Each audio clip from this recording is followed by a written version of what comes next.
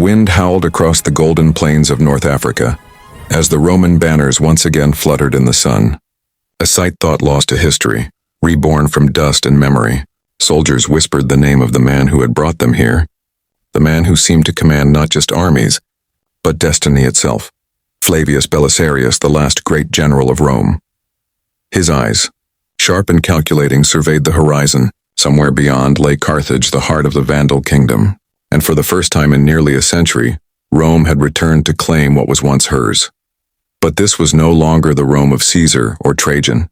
It was the Rome of Justinian, a Byzantine emperor sitting in the great palace of Constantinople, dreaming of reuniting an empire long fractured by time, greed, and barbarian conquest.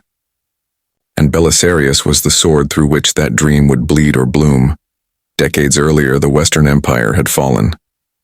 Italy, Africa, Gaul, all gone. The Eastern Empire stood alone, battered but proud, its capital shining like a jewel of civilization amid the darkened lands of the West. Justinian, a man of ambition so vast it rivaled the emperors of old, saw himself as chosen by God to restore the Roman world. But where emperors before him had fallen short, he had Belisarius, young, brilliant, loyal, and undefeated. Belisarius's rise began not in luxury, but in war. Born to humble origins in Thrace, his genius emerged in the chaos of the Persian frontier. As a young officer, he displayed an uncanny gift for strategy, a calm under fire that inspired both fear and devotion. When he first led men against the Sassanid Empire, his name became known across the empire's farthest borders. And when he crushed the Persian army at Dara in 530 AD, the emperor's eyes turned fully upon him.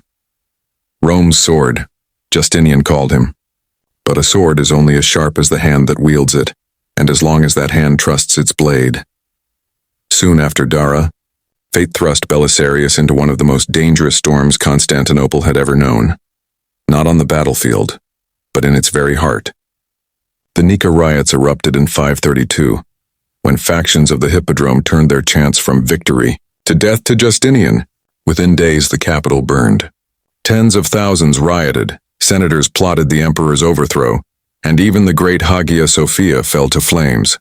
Justinian faltered, ready to flee. But his wife, Theodora, a woman of unshakable will, whispered words that would change history. Royalty is a fine burial shroud. And so, the emperor stayed.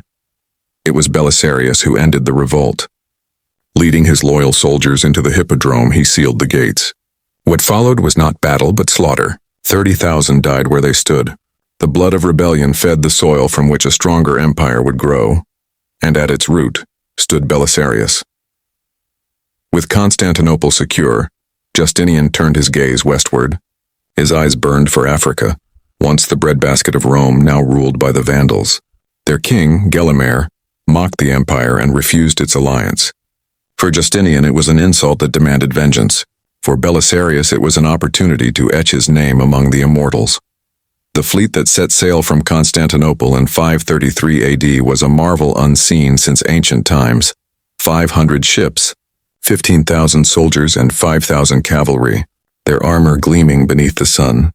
The sea carried with it the hopes of a reborn empire. But among the soldiers, fear whispered. The Vandals had ruled North Africa for a century, their fleets unmatched, their capital impregnable. Many believed they were sailing to their deaths. Belisarius knew this. He moved among his men, speaking softly, reassuringly, like a father before a great storm. His words were few but carried iron. We fight not for gold, not for glory, but for Rome, and Rome never dies while her sons still stand. When the army landed on African soil, Belisarius imposed strict discipline. No looting, no violence against locals. We come as liberators, he reminded them. Let our conduct prove it. And it worked. The people, weary of Vandal tyranny, began to see in these Eastern soldiers the glimmer of their old empire. Then came the Battle of Ad Decimum. Gelimer's forces outnumbered the Romans, but Belisarius fought not with numbers but with cunning. Using speed, deception, and the terrain itself, he shattered the Vandal lines and turned confusion into victory. Carthage fell within weeks. The old Roman province was Roman again. In Constantinople, Justinian's name was praised. But among the soldiers one name echoed louder: Belisarius. Yet as often happens with great men, envy followed glory. Courtiers whispered that Belisarius sought his own crown, that his victories had made him too beloved, too powerful. Justinian's trust began to waver. Still, the emperor could not deny results. When Italy called for help, when the Ostrogoths threatened Rome itself, it was Belisarius whom Justinian once again sent forth.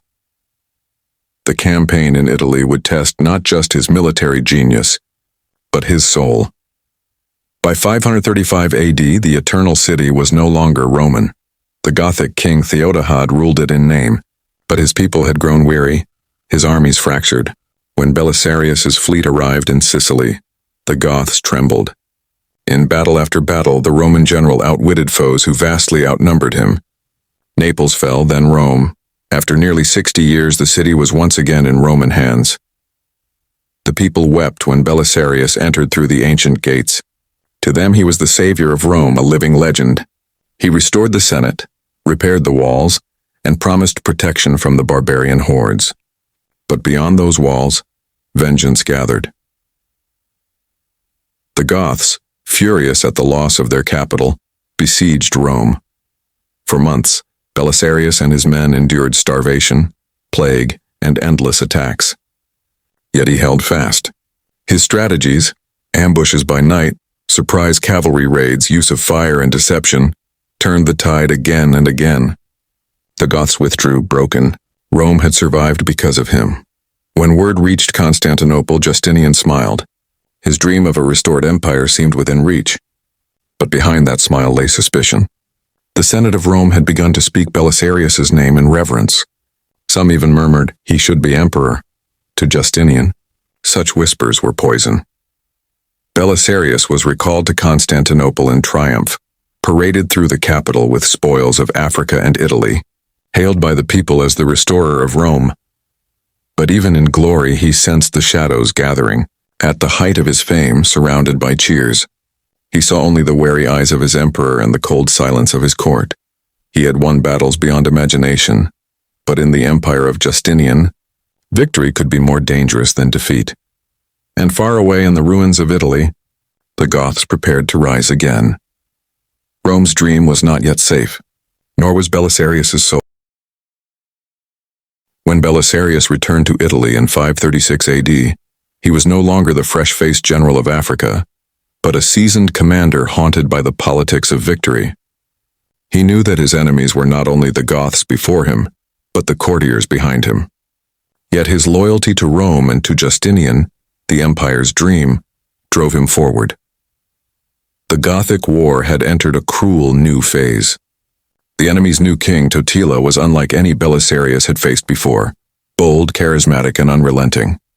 Where other barbarians fought with brute force, Totila fought with cunning and mercy, winning the hearts of Italians as much as their lands. For Belisarius, it was like facing a reflection of his own brilliance. The campaign dragged on for years. Belisarius begged Constantinople for reinforcements, supplies, and money. The emperor, suspicious of his rising fame, sent little. Still, the general fought on. With only a fraction of his former strength, he retook cities, crushed rebellions, and defended Rome once more when Totila besieged it. Inside the city, hunger gnawed. Soldiers ate leather from their shields, rats from the streets. Disease claimed the weak. Yet Belisarius refused to surrender. Rome fell once, he told his men, and the world turned dark. If she falls again, humanity will never recover. His words kept them fighting. His presence made them believe. When Totila's armies finally withdrew, defeated by Belisarius's brilliance, it seemed the old Roman spirit had truly returned. But even then, the victory was hollow. Justinian had already begun planning new conquests in Spain, in Persia, and the treasury ran dry. The emperor's ministers whispered that Belisarius's success was too dangerous, that his name had eclipsed the emperor's own. Justinian, ever cautious, recalled him again to Constantinople. This time there was no triumphal parade. Belisarius arrived quietly, a hero without welcome. He was given no command, no honors. Years passed. He watched from the shadows as others, less capable, more ambitious, led the emperor's armies and squandered his hard-won gains. The Gothic War descended into chaos. Cities he had liberated fell again into ruin.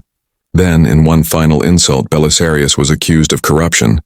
His enemies at court, jealous and cunning, claimed he had taken bribes, stolen spoils, betrayed the emperor's trust. Justinian, old and weary, believed them. The great general was stripped of his rank, his wealth seized. For a time he was even imprisoned, a man who had given his life to Rome, now cast aside like a broken sword.